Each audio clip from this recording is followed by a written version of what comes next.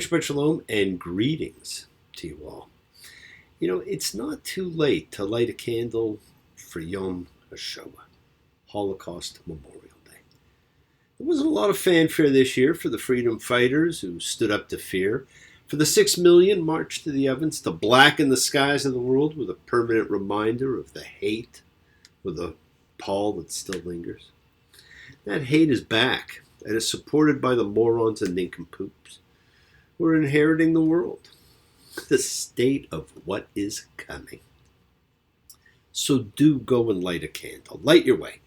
Blind the darkness of despair and desperation. We're going to be talking a little bit about the blind in today's reading. Watching the world blowing up around you is actually pretty frightening. My blood's so mad, feels like coagulating. I'm sitting here just contemplating. You can twist the truth, it knows no regulation, and a handful of senators don't pass legislation. Marches alone can't bring integration when human respect is disintegrating. Whole crazy world is just too frustrating, but you tell me over and over and over again, my friend, don't believe we're on the eve of destruction. You know, has there really been any change since 1965? Are we still on the eve of destruction? And the recognition and honoring of Holocaust Remembrance Day signals this two other milestone days coming. They're coming in the next week. Yom HaZikaron, Israel's Memorial Day, for the fallen soldiers and victims of terrorism, and now there are plenty more victims of terrorism, the October 7th. For those who lost their lives in the struggle to establish the State of Israel, and for those subsequently killed in the line of duty, there may be no more moving ceremony than that at Mount Herzl. And this year we need to think of the hostages and the victims of that October 7th genocidal terror attack. We also have Yom HaAtzmaut, which is Israeli Independence Day. We'll be commemorating the 76th anniversary of the day when David Ben-Gurion read Israel's Declaration of Independence on the founding of the nation, and shortly thereafter became its first prime minister. Look at how far that bastion of hope and freedom, that shining lighthouse of faith has come. Look at what it has accomplished. Happy birthday, and many, many more. No one will ever take them away. Now, for those who've never been, do go. It's not as dangerous as you may think, but do go at some point. You'll be transported to a land where the past meets the future, where the roots of civilization have blossomed into the realm of possibility. And of course, this week is also Mother's Day. Don't get her another useless, thoughtless gift. Think about it. You know, it's a special day, the day we honor the most significant woman in most people's lives, their mother. But of all these friends and lovers, there's no one compares with you. And these memories lose their meaning. When I think of love as something new, though I know I'll never lose affection for people and things that went before. I know I'll often stop and think about them in my life. I love you more. Your greatest support, your unconditional safety net, Mother. She's always been there for us. And yet how often did we ignore the sage advice that our mothers gave us? Open up the window, get some air into this room. Think I'm almost choking from the smell of stale perfume. That cigarette you're smoking scared me half to death. Open up the window, sucker, let me catch my breath. Mama told me not to come. Mama told me not to come. That ain't the way to have fun, son. That ain't the way to have fun. Mother. Mother's what keeps families together. Her role cannot be underestimated. She oversees the family, she oversees the education, she oversees the raising of the children. Back in 1989, before receiving the Nobel Peace Prize, the Dalai Lama sought out and met with Jewish leaders. He wanted to learn the secret of survival in exile, which he knew was facing his people. He believed that no one had survived exile like the Jews. Throughout history, they were alone, they were unique. One of the things that came from that historic meeting, and there were several, was the importance of the home replacing the destroyed temple in Jewish observance. And accordingly, it made the religion more portable and especially equipped for survival in exile. It is the family that perpetuates religion, and it is the mother who keeps the family. Who must know the way to make a proper home, a quiet home, a kosher home? Who must raise the family, run the home, so Papa is free to read the holy book, the Mama? Now that's tradition. Now one of the things that sets Jews apart is they're very text-oriented. We study ancient writings a lot, and we study the interpretations of them. And we do that so that everybody can have an opinion, or two, or three, or more. And in life, there's certain texts that form a priority for review and study, and generally most of these will be found in the home libraries of most of the people you know. And the 5 or 6 most important are, first and foremost, of course, what we call the 5 books of Moses, otherwise known as the Torah. Now, this some of you have read with me 10 or 12 times or more. Some are on their first. When we're finished, almost all will be able to say they have completed the entire Torah. It's most important to the text. And it, in addition to the Psalms and the writings, which are mostly from the prophets or great kings, form the canon of Jewish law known as the Tanakh. And that's the Old Testament. Then there's the Megillah, or Scroll of Esther.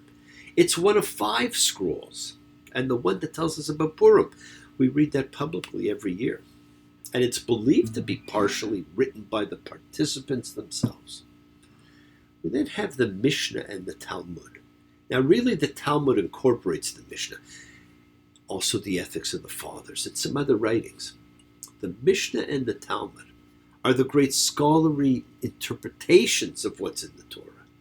They were contributed to over several hundred years by some of the greatest ancient rabbis and thinkers in both Israel and in Babylonia.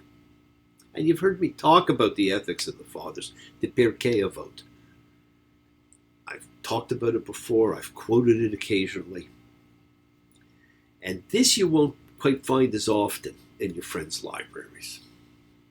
Finally, we have the daily prayer book, the Siddur. And that guides you on the daily and regular liturgy of the religion. It's perhaps the most used and probably least understood. We teach the how, but not the why or the what. And how, my friends, is not enough. Now, it's believed that studying any of these is supposed to deepen your connection to God. But just thinking about any of these and reading a little will help you stay connected and grow, just as we stay connected and grow when we come together and gather, putting differences aside, as we form a community, a like-minded group, a collective consciousness of people, of seekers, as we show faith, any and all faith, because we accept all, love, any and all love, a true chavura, fellowship. As we express our nature of kindness, compassion, thoughts, feelings, hopes, dreams, and wishes, it unites us all, keeps fear at bay. And even though together we're individual in our approach, each connecting in his or her or their own way. So once again, go ahead and invite everybody in, physically, digitally, psychically, emotionally, spiritually, to gather and share from Psalm 133, the Hine Matov. Hine Matov, Shemitachim Gam, Hine Matov,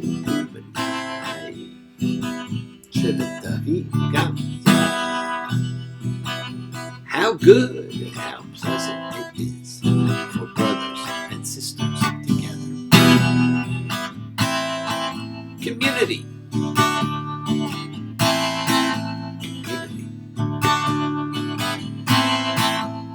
community together.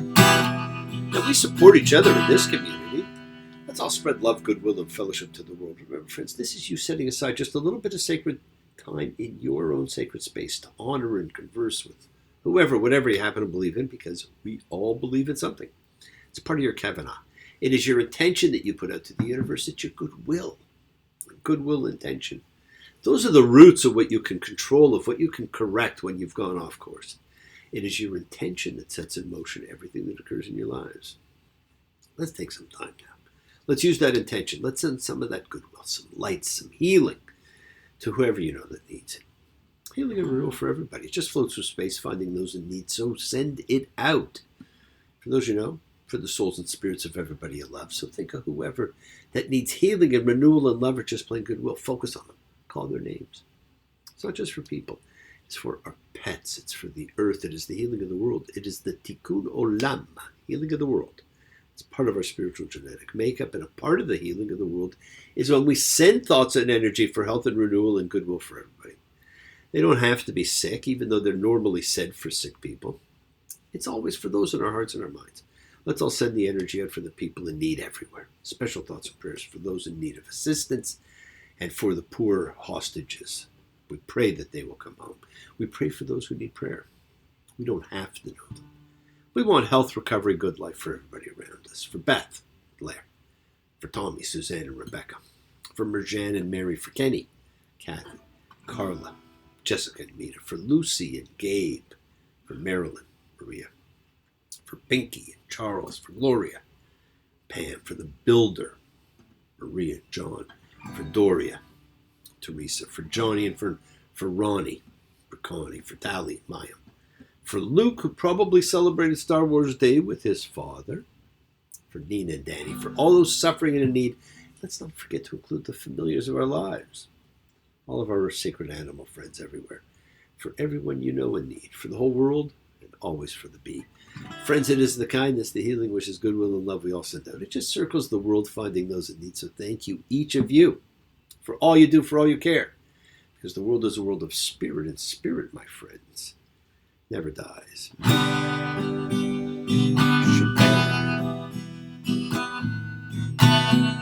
Avotated Makor HaBracha Demotated. May the souls of strength bless the ones before us. Help us find the courage. Make our lives a blessing. The renewal of body. The renewal of spirit. Let us say, Amen. Mishaberach, let us all have our spirits renewed. This is the great prayer for healing, which we call upon God to heal as He has healed before. Mishaberach, may He be blessed, because all healing is a blessing. Let's all send and receive healing and renewal energy in our efforts to love, to share, to care, to grow. Now this week we read kedoshim, holy. Now it's usually read with last week's Acharei Mot, creating that mythical title, after death, holiness, alluding to a state we see too often when the dead are treated to a reverence in life they never warranted. Some do, others don't. This week they're separate, so we won't contemplate that deep thought and examine the whys of it. Leviticus 19:1, and the Lord spoke to Moses, saying, Speak to all the congregation of the children of Israel, and you shall say to them, You shall be holy, because I, the Lord your God, am holy. What does it mean to be holy? What is holiness? What does it really mean when you think of it? We all use it. Is it a state? We hear about the state of holiness. Does it make you high? Give you an altered sense of reality, perhaps? We're going to get high, with the music on. We'll say bye, till the night has gone. Gonna do it to you good, do you like you every bit and before. We get high, high, high in the midday sun. Could they even release a song like that anymore? Even if it is written by Sir Paul? Is it a philosophy? Maybe it's a respect for things. Is it a belief system? Is it a religious experience? Is it something that's catchable? The state of being holy. Well, for biblical man, it was catchable. It was the other side of the contagion of disease. And if you have to catch anything, holiness isn't bad. But that's for another day. What does a holy person look like? You picture Jesus, a priest, a nun, maybe a preacher, maybe the Maharishi, the Dalai Lama.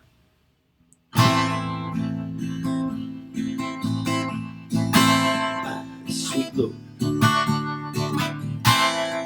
oh my Lord, my Lord, I really want to go, really want to go with you, really want to show you, Lord, that I won't take long, my Lord. What's it mean, being holy? Well, this statement that you are holy stands out because perhaps more than any other in the Torah, this small chapter merges so many things together. It includes most of the 10 Commandments, some information on sacrifices, justice, caring for the poor and infirm, treatment of women, the elderly, food, magic, loving one's neighbor as oneself, loving an alien as oneself. All the things that really matter, that really count, that unify us together. You know, if one had to choose only one chapter in the Torah to share, to show what this book is about, it might very well be this one little chapter. You get a quick list, almost like a machine gun sneeze. Do not turn to idols. Your sacrifice will be eaten on the first and second day, and if anything is left on the third day, burn it. When you reap your harvest, you do not harvest the corners, and you do not gather the gleaning. You leave it for the poor and the alien. You shall not steal, you shall not lie, you shall not act falsely, you shall not swear by the Lord's name falsely, you shall not exploit. All of these are simply, a reiteration of all the things that make us decent and honorable and treat other people with decency and honor.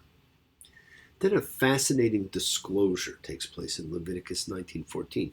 You shall not curse a deaf person, and you shall not place a stumbling block in front of a blind person. You shall fear your God. Those statements are incredible. Don't just think of them in the realm of physical aspects, but in their symbolism. The deaf are those who do not hear, the blind are those that do not see. See, one might think that he or she has nothing to fear from the deaf or blind person who cannot know who's wronging them. But we are warned God knows, and that you have to be afraid of the consequences, and therefore you have to treat people right. And there's more. You shall not do an injustice in judgment. You shall not be partial to a weak person, and you shall not favor a big person. You shall judge your fellow with justice. Right? Boy, if we've fallen off on that one. You shall not hate your brother in your heart. You shall not take revenge, and you shall not keep on the children of your people. We have a greater responsibility to the nature of good. We have an obligation to correct and to protect. So you kind of are getting the answer to the question in Genesis. Yes, we are our brother's keeper. And of course, one of the most famous lines in the Torah from Leviticus 19:18 is in this reading. You shall love your neighbor as yourself. In some contexts, that'll mean one's fellow human being. In others, it will mean a friend or neighbor. In others, still, it will mean a fellow member of a particular community. But the people of Israel are commanded here to love all human beings, not just their own people, no matter how one understands the term. And that is extraordinary. Love for everyone, acceptance of everyone. Now, we've seen that the law of Leviticus is pervaded with the notion of distinction. between priest and layperson, between holy and secular, between pure and impure, between Israel and other nations, between good and bad, and sometimes simply between permitted and forbidden. We saw that in food, relationships, sexual encounters, material. And there are no reasons given. It's just a list of law. In this book of division and difference, underpinning the distinctions is still that principle of equality, of fair treatment for all, fair, impartial, no ego, no judgment. It is a lesson in law applied with morals, ethics, decency. It's something to unify us. It unifies us all. It makes the many one. It's the lowliest number that you'll ever do. Two can be as bad as one. It's the lowliest number since the number one. So, it's the saddest experience you'll ever know. Yes, it's the saddest experience you'll ever know. Because one is the lowliest number that you'll ever do. One is the lowliest number, oh, worse than two. One can be many, but one can be alone. But we're not to take revenge. We're not to mistreat anyone. We're not to keep grudges. No. You are to love your neighbor as yourself. We are to love all human beings, and that makes the one the many, not just our own. This is an extraordinary part of the book. This is where the shift takes place. It's not just law now. Yes, there's rules, there's laws, no mixing, no mating two kinds, many of the other things people love to quote as reasons for things. But it's not just straight law. There is this underlying pattern of application from a bigger perspective. The perspective we sometimes can't see. Yeah. Okay, you then return to the handbook of rules when you hit chapter 20. Chapter 19 is that shifting. Chapter 20, it's mostly full of sexual do's and don'ts, with far more don'ts than do's. But you're never to lose sight of the fact you are holy, because God's holy. Yes, my friends, the world is sacred, so is everything in it. Express your gratitude, light a candle, make a wish. Celebrate your life and the lives of those you love. Share feelings with them. Live free, be free, honor your freedom. Be well, be happy, be blessed. Share and honor the light and all who live in the light and continue to shine. Continue to send everybody you know goodwill and love. Pray for peace and freedom for everyone. An end to terror, an end to hatred. Remember, friends, we're a community. We learn together, we celebrate with each other, we love each other, we share this right together, men and women equally. Let's all send out love, not fear. Send out peace, harmony, goodwill, and healing to all who need it. Please do learn to forgive and learn to love, including yourself. Open your hearts. Honor the relationships of your life to those you love that you love them. Examine your intentions. Use them to imprint your will on the universe. We set in motion all that happens in our lives. It's our intention, our kavana, our cause, our effect. Everything's linked. You always have time to forgive and be forgiven. You have the knowledge of what's good and bad, so acknowledge what you have done wrong to yourself, to God, to any person you've wronged. That's forgiveness. But do so with sincerity, with accountability, with vulnerability. Forgive those who've hurt you. You should learn to be forgiving and compassionate, because the secret of forgiveness, compassion, and peace is in acceptance. Can you accept yourself, other people in the world, just as they are? Can you accept life as it is without trying to control it? If you do, you can experience the peace that acceptance brings. Keep on dreaming, my friends. Keep on being. Keep sharing. Keep shining. Keep teaching. Keep spreading joy and goodwill. Do not follow fear. Follow love. It's always in front of you. Work to be present in the body. Expand your heart. Quiet your mind, because the greatest source of real power lies in your consciousness, in your ability to be mindful, to be aware, to be present in all of life's circumstances. Love with the heart, because we're all part of a greater whole. Embrace love, not fear, forgiveness, not anger, and be there for someone, because someone will always be there for you whether you know it or not. And continue to explore faith and belief in what they mean to you and you alone. Never accept shame as a natural state. Whatever you feel, others have felt. Whatever you've experienced, others have too. We share together. We learn together, and we help each other, because we are each of us trying to find love and acceptance and support. We all have or could have special someone in our lives. So find them. Tell them what they mean. Because you're never alone on your journey, my friends. Keep forgiving those you need to forgive, and keep asking forgiveness from those you need to ask forgiveness of. Keep listening to that voice of God as he, she, it, them, they, and any other pronouns that may be applicable, talks to you. And remember, love all, because God does know. God knows there's a purpose. God knows there's a chance. God knows you can rise above the darkest hour of any circumstance. God knows there's a heaven. God knows it's out of sight. God knows we can get along from here to there, even if we have to walk a million miles by candlelight. You live in holiness, and we express it by loving all. Thank you for joining me, my friends. Keep sharing the light. Practice forgiveness. Be thankful, be gracious, be kind, be loving. Believe in yourself. Spread a little goodwill to the world and continue to be the miracle in someone else's life. And be an example and teach someone always how to find freedom in life. Shabbat shalom and blessings to you all. Take care.